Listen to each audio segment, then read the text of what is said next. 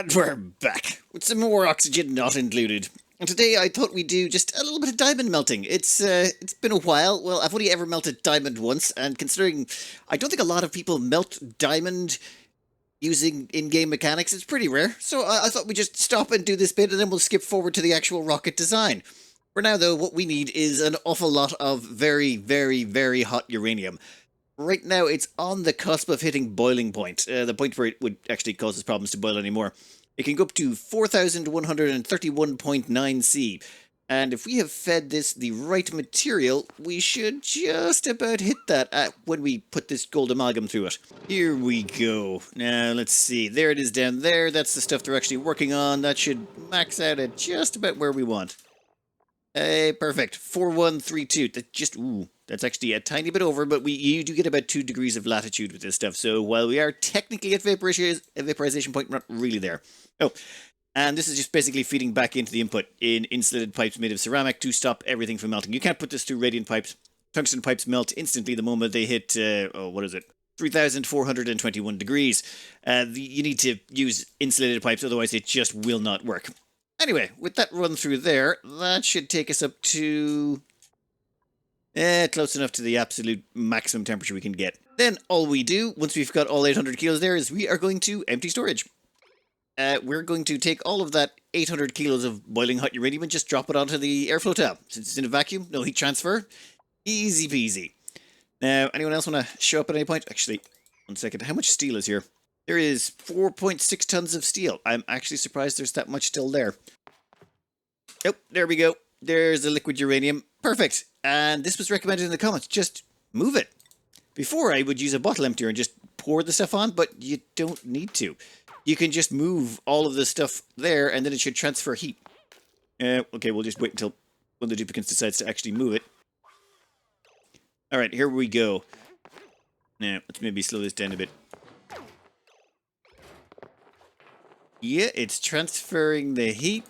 That stuff just had to... Now, this is preheated. We basically pumped the hottest uranium we could through it without melting the pipes, and once we'd hit max temperature, we just, well, rotated it through here a bunch until it was at this heat. This should melt it down, and then when it's melted, it should just turn into, well, see, let's just check what it will turn into. Carbon liquid. And then it will turn into carbon gas at 4,826. I don't think I've ever had carbon liquid before. This is going to be a new one on me. The temperature transfer is proving very slow, but at least it's reliable. And I'm setting up some storage for this liquid carbon. Actually, no. Let's not store the liquid carbon just yet. Let's use its heat to help with the melting of the next set of diamond. Come on, you're almost there. Just a little bit more.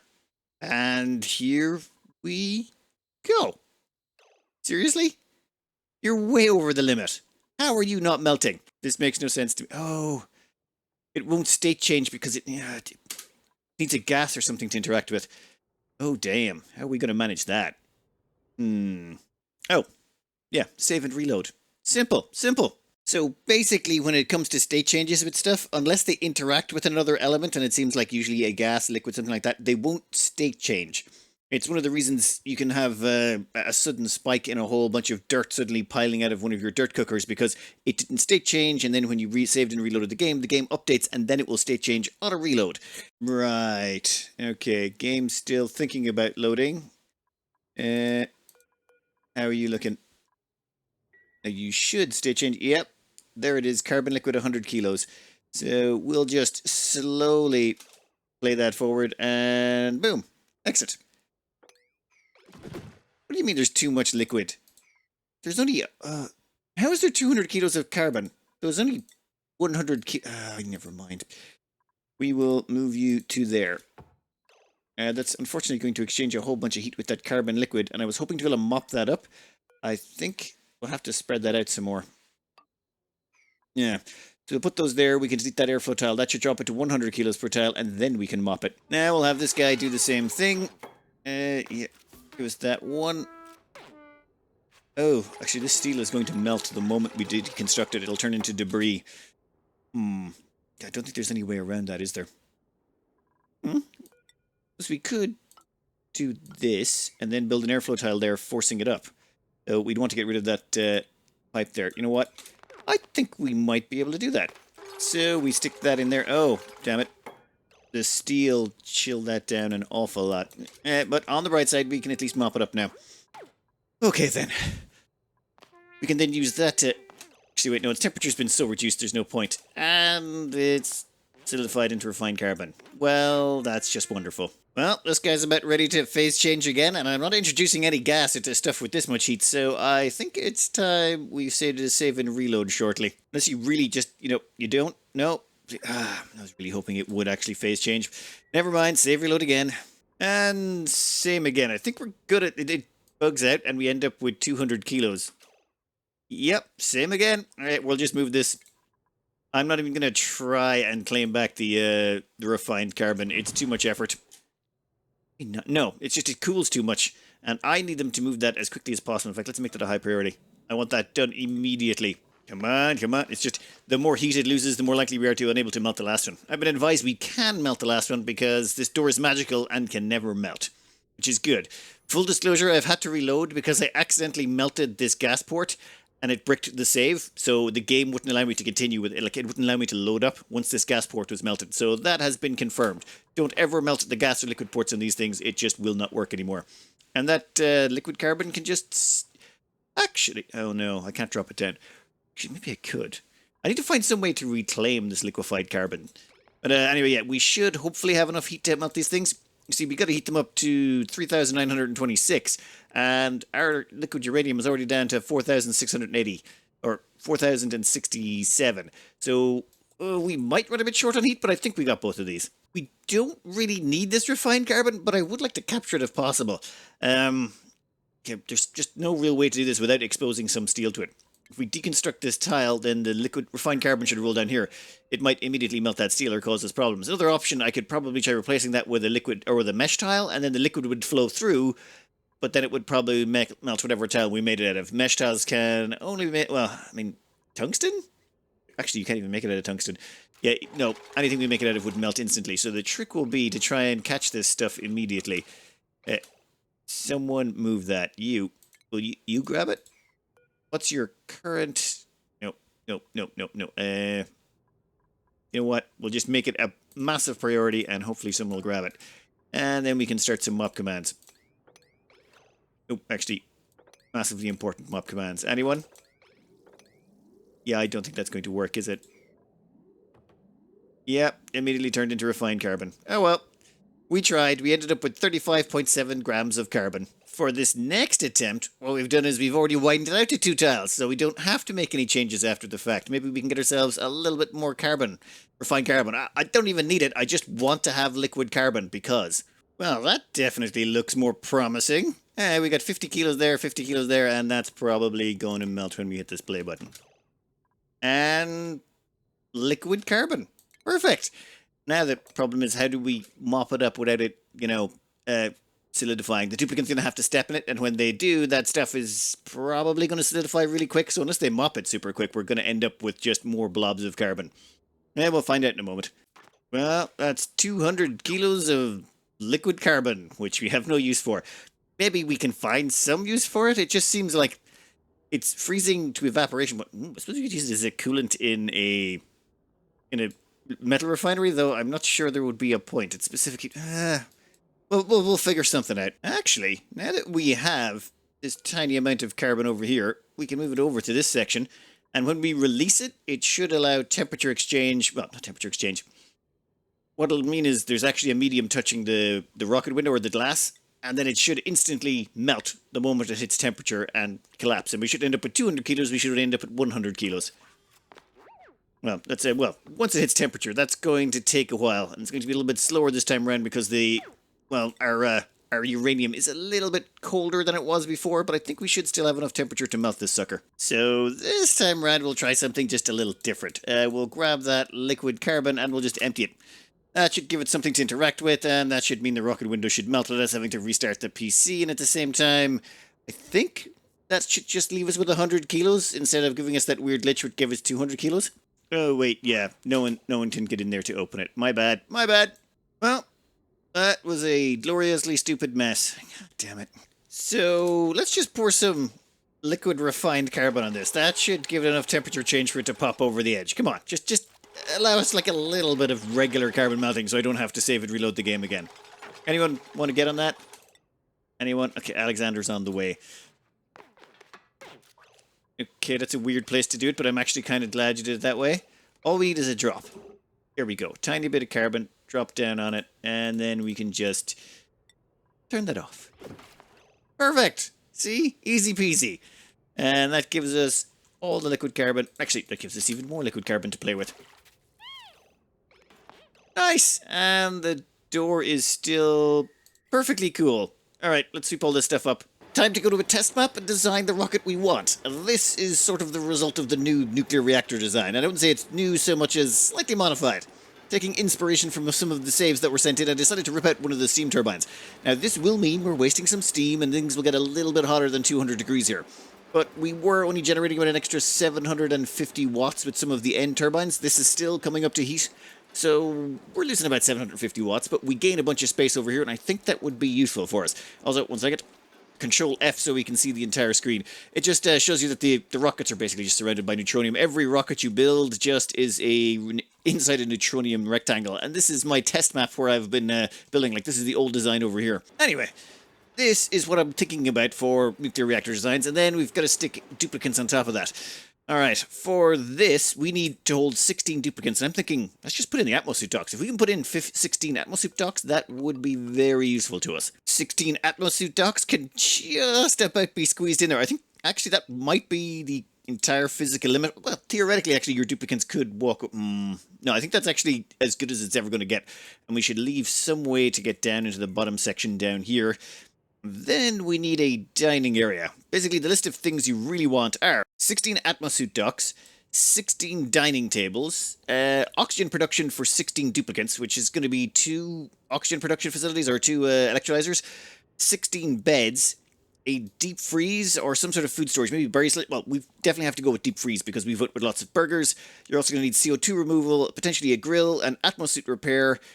And after that, you're kind of left open on what you can do. But I'd be thinking like a nature reserve, if at all possible. It'd be a few extra, recreational buildings, things like that. So, let me see. I think we can just basically just strap the dining area on top. This looks almost perfect, but there is one thing missing to make it a great hall. We need a recreational building. Otherwise, this would just be considered a regular mess hall, which, well, it can't be because it's over 64 tiles in size. So, one thing you can do is, let's see, we can get rid of that. Instead, put a brick right about there. Duplicants can hop 2 tiles, so what we can do is put a brick there, then stick down party phone line, niobium, thank you very much.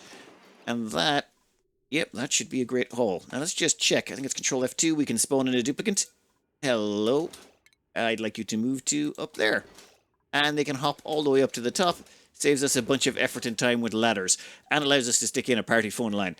Done. That should be a great haul. However, before we can consider this finished, we do have to maybe do a few more minor modifications. For one thing, we need some sort of CO2 removal.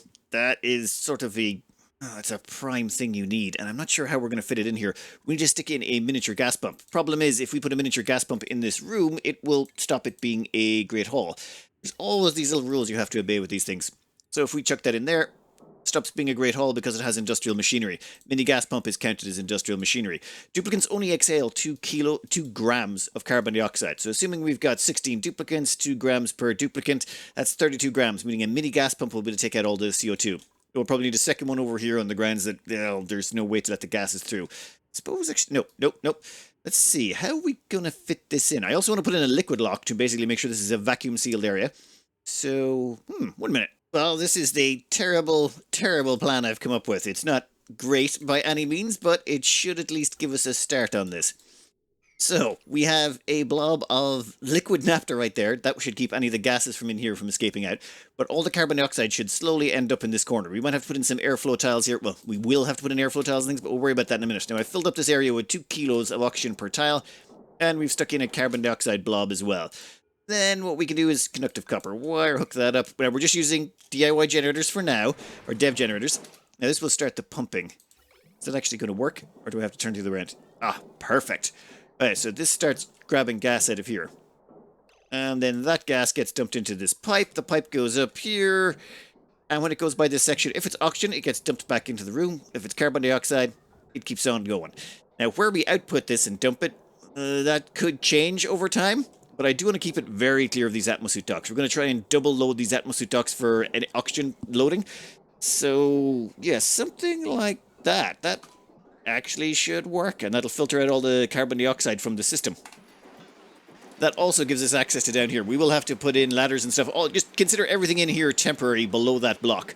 But that takes care of dining and all that. What we did was replace this with a door. Though actually, let's see if that works. Can Nesbit get up there? Yeah, they can. Perfect. Now, the reason we put in the door is that means duplicants can go down and up. However, it does mean the party phone line won't work. We'll have to give them a dedicated recreation room if we want them to get any recreation. Alright, 1 second. Get rid of some past problems. Done. Now, I think oxygen production will be the next item on the agenda.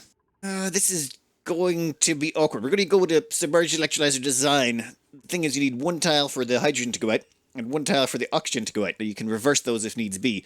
But that does mean we're going to need to put in gas pumps up here. That's going to take us real close to the top of the map. And we got to put. I'd prefer to put the water storage near here. I think opposite side of the map. Opposite side of the map is where we're going to go with this. Though I had reasons why I didn't do this last time. I just can't remember what they are right now. All right, over here somewhere. After playing around for a bit, this is the design I ended up on. Though I'm not sure I like it. Over here, this is actually stealing from our design we built back on the base ages ago. I think it was like episode 4 or something like this. We did something very similar to this. Hydrogen gets forced out to the left, and we just let it escape into the background. We don't care about it. In fact, I'm curious to see what happens if we cut off power to that. If when we start it up again, we're going to have any problems. You see, all of that hydrogen in there is going to get forced out, and eventually it'll dissipate entirely. So when we start this up again, we might have issues with it dumping hydrogen out this side or dumping oxygen out the other. Let's give this a minute. I don't think I like this one though. Problem is, it takes up a weird and awkward amount of space. I would prefer something more rectangular or square. And also, we've got this horrible blob in here. I'm not sure how I'm going to find space for that. Let's give it a little bit more testing, though. A little bit of quick deletion to get rid of all of that, and let's hook up the power again. Let's see if it works out. We might have to do this if... Oh, yeah. No, that's a problem. We can't have that. Alright. It looks terrible. It's not square. This needs... back to the drawing board. Now, this is more like it. I think the big breakthrough for me here was, though, realizing I could just dump the hydrogen. In my previous designs, I was trying to squeeze in gas pumps and stuff to try and extract the hydrogen, but once I realized I could just dump it directly into space, it definitely simplified things. Now, this here is a slight variant on the last design, but we've kind of stacked things down, and I've managed to cram in that water without ending up with a weird block space. We need these insulated tiles here to keep this refined carbon from, letting its heat escape. This is where the reactor is, and because it's surrounded in a refined carbon shield, which we have a way of making a lot easier this time around, it took 2,600 kilos. That means we don't have to worry about any radiation leaking into our base. It's completely self-contained. That's why I wanted an access point over here for this, is that we can go in and service the reactor if needs be. Preferably after we've shut it off, of course, but it does give us an easier point of access than having to deconstruct a bunch of tiles over here.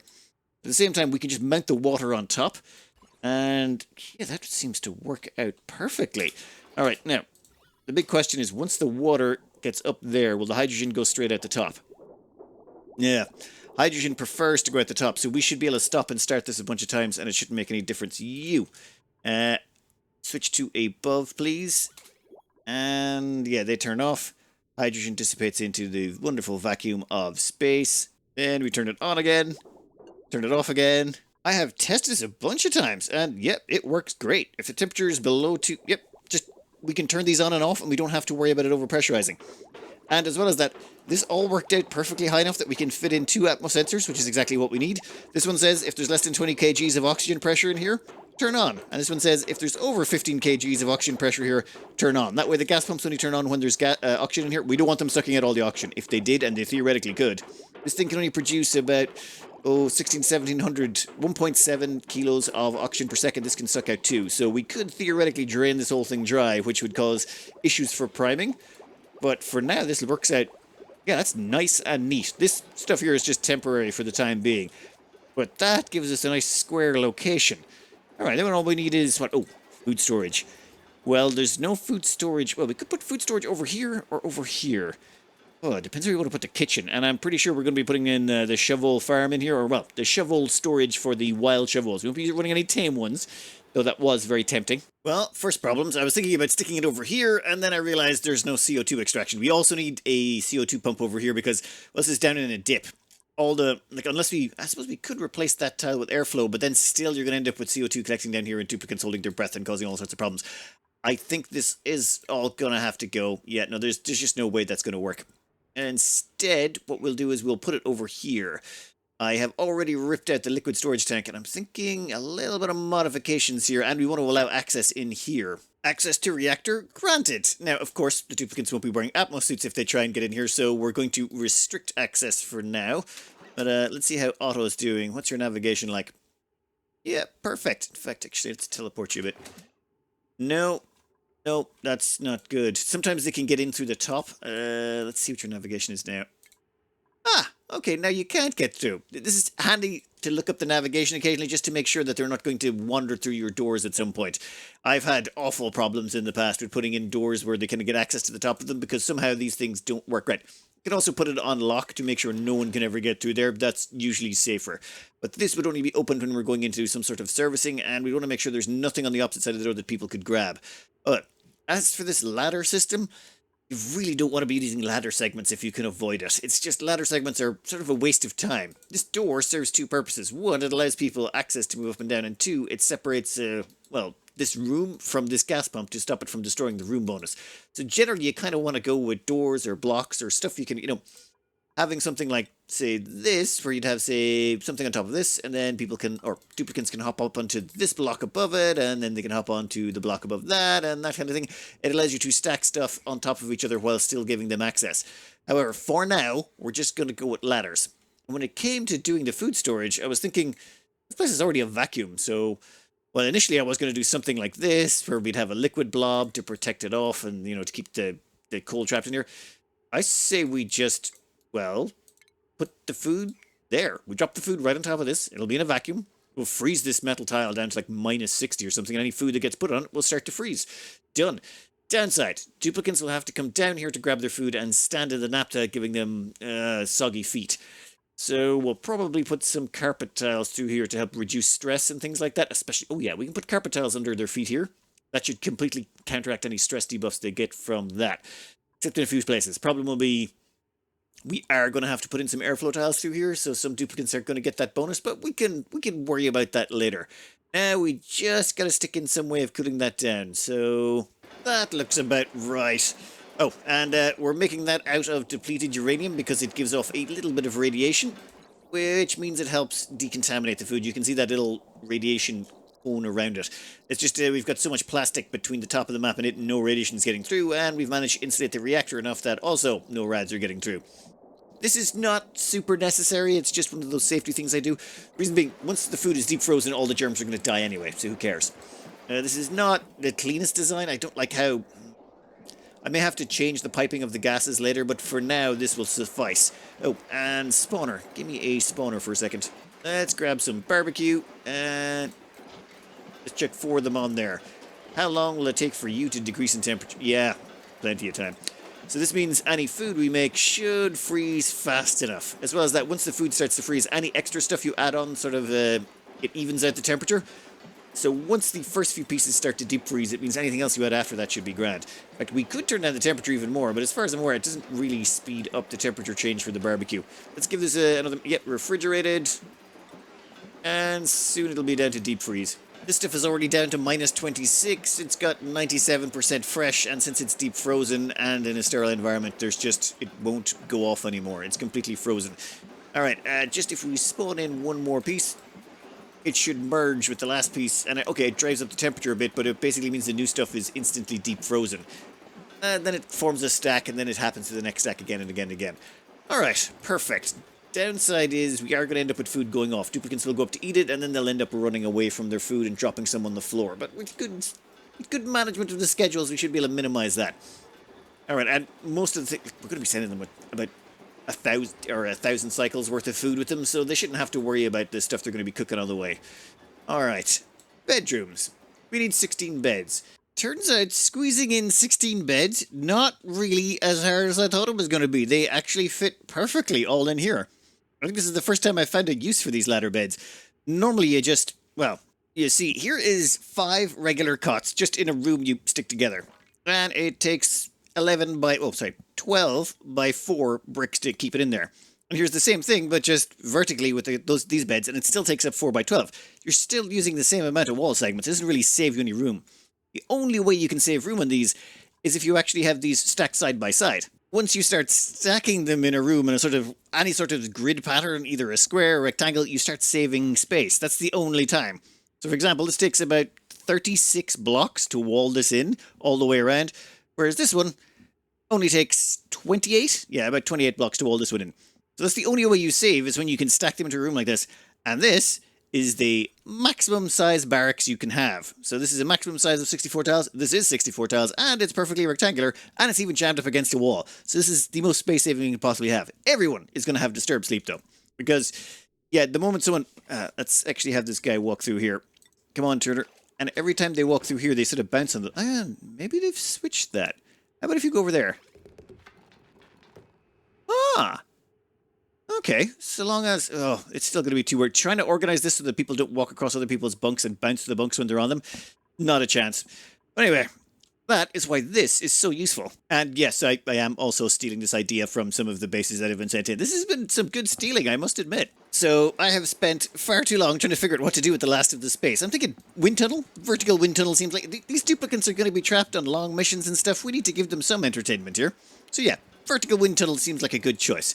As well as that, we've got some beach chairs up here, so at least when the sun's up, they can definitely get themselves a nice tan over here with a bit of recreation. But one of the last major things we need, well, 2. One is an electric grill, so that they can actually cook up the barbecue they're going to get from some of the shovels we store in here. Downside of that is, well, we need to put in the mini gas pump, that's true. And then I'm trying to figure out how we can squeeze in this door and not put in so many freaking ladder segments. The ladder segments are a waste of space. So I've been trying to squeeze in the ladder segments, the gas pipe element sensor, and the high-pressure gas vent to let out the oxygen back into the system. And it's just like I've been fiddling around with this for ages, trying to figure out how I'm supposed to squeeze this all in. And eventually, dawns on me. Okay. Oh, by the way, you can't do this. You can't put the doors like this upright because they won't be able to pass through and there's too much ladder segments. What if I just deconstruct that? And this is when you realize you've been making just dumb decisions. And we can just delete these blocks here. Now, I don't know which one of these we're probably going to need the most of. Let's actually deconstruct these 2 as well. Now, we just want to squeeze in... Oh, you see, we've got these gas pipe. This is the waste exhaust gas pipe. We need to get this to go through an element sensor, a high-pressure gas vent, and then into the waste exhaust. There. Look at that horrible mess. We've managed to squeeze in a door sideways. Then we squeeze this off. So this is still... a room. This is a room here. This is also still the Great Hall. We've also moved this door here. And let's check the navigation on here. Showing the navigation, you can see the duplicant can come down here and slide across and get into this area. They can also enter the atmosphere area, which is bad. We might have to make some changes there. We can't have duplicants squeezing into here. I thought it was kind of funny, though. This means that they could sort of come across through here and go in this section. Though I wonder if they'll put on atmo suits if they do that. That could complicate things, and also make things more interesting, but complicate them. Actually, never mind. It turns out, if we even leave them full access, this duplicant can't get through from there. I've locked this door, just for reference, but even with this door fully open, the duplicant can't pass through. What happens if we just crank open the door fully? Can they then move through? No, they still cannot get through to that section. I've been thinking that maybe it's the lack of an atmo suit that is messing this up, so we're going to have to fill this. For filling, we're going... Oh, damn it, this looks too stupid, doesn't it? Basically, all we're doing is we're sticking 2 bridges like that, and then what happens is 1 line of oxygen comes in, 2nd line of oxygen comes in, and then only 1 line of oxygen goes out. This means that, well, the first 2 suits are going to get filled up first. And you can see there, they're both getting the full pipes of oxygen dumped into them. But it always prioritizes the front section. Come on. You still have, yeah, no options to go. Okay, it's going to take a minute or two for this suit to fill up, but once it does, we'll see if the duplicant can get through. Never mind. That was a dumb idea. Right. Okay, we'll have to move the door up a tile and waste some more space. Not that it really matters. We're wasting a few tiles of space here and there. Oh, that reminds me. This down here is making me nervous. You see, duplicants can get in here and grab their food, but what happens if a duplicant decides that they can't make it to the bathroom in time and somehow pees all the way through here or here? Liquid will flow all the way to the end and break that liquid lock. That is bad. So what I was thinking was we can simply change this out for a mesh tile right here. Mesh tile right there. So what should happen, as long as the duplicant is anywhere through here or anywhere else, if they pee, it'll just fall down here and collect in this block, which actually I should... And that doesn't require backing. There's no backing required for mesh tiles or airflow tiles. No one knows why. It's just the way it is. It was patched ages ago. That means the liquid will collect in there, and we can always remove it, or unless we end up with literally a ton of pee, which, if that's happened, something's gone severely wrong. That means the only way they can break this, well, not the only way, but the most likely way they can break this is if someone decides that they can't make it to the bathroom in time and takes a pee here. We've cut it down to 5 tiles. It's not perfect, but it does drastically reduce the chances. I don't think... yeah, that still makes me nervous, but it's better that way. All right, now give me 1 more minute to finish off this area. This needs just a little bit of a tweak to become functional. There. We turned the door vertical, and then we had this line up just slightly adjacent to it. This is technically acting as 2 wall tiles. That means we can also cut that out when the time comes. We've sort of got everything we need there. We still have to route any cooked food, like barbecue will have to end up over here. Oh, that reminds me, there's one thing we're missing here, conveyor chute. We're going to have food coming up from down here, or meat coming up from down here, dropped off in this section. Now, what's left? The only thing we definitely need is an exosuit forge, and probably a little bit of a nature reserve, preferably with about 6 reed fiber in it, so we actually have a supply of reed fiber to keep the atmosuits going. But that's about all we've got left to do. Problem is, I'm kind of over time on these things, and I need to get more rigid about that. Like, when I was on holidays, I spent the first few days sleeping for about 11 hours, and I'm like, that's suspicious. I should maybe be a little bit better about my sleeping management. Yeah, it's amazing how that stuff kind of sneaks up on you when you're not looking. Ooh, and I definitely think there's a few more things we could sneak in here to chunk up the decor. Oh, and we're also going to have to use those... Oh, where is it? The pixel packs? Yeah, we'd have to pixel pack this place out of it. But this is just the design. We're getting the basics down. Once we actually install this in the main rocket, we'll have to tweak it and bling it out a bit. And I still don't know what I'm going to fit down here. And if someone decides to recommend that maybe we should put in, what are those things called? Spore Kids. Yeah, Spore Kids. No. I remember that base that had the Spore Kids down by the food near here, and no.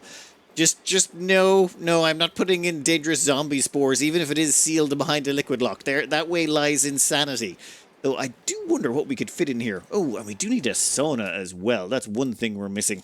A nice sauna would go in. Ooh, a sauna. Nope, I'd have to move the oxygen line. We can move the oxygen line, but I'm thinking a sauna or maybe 2. We could definitely rotate them through. We'll have to put in the power and stuff, but all that stuff's easy enough. I think, though, that would be the main core design, and I still have to figure out what we're going to cram in here. But that could wait for the next episode. And no, we'll definitely finishing this series next episode. I'll maybe try and get a little bit of demolition on the main island done before next episode, just so that we're ready to go. I think this will make a beautiful rocket for our duplicants to, well, survive for 1,000 cycles on the opposite side of the tear. Anyway, that's the hope. I hope you enjoyed, and good luck.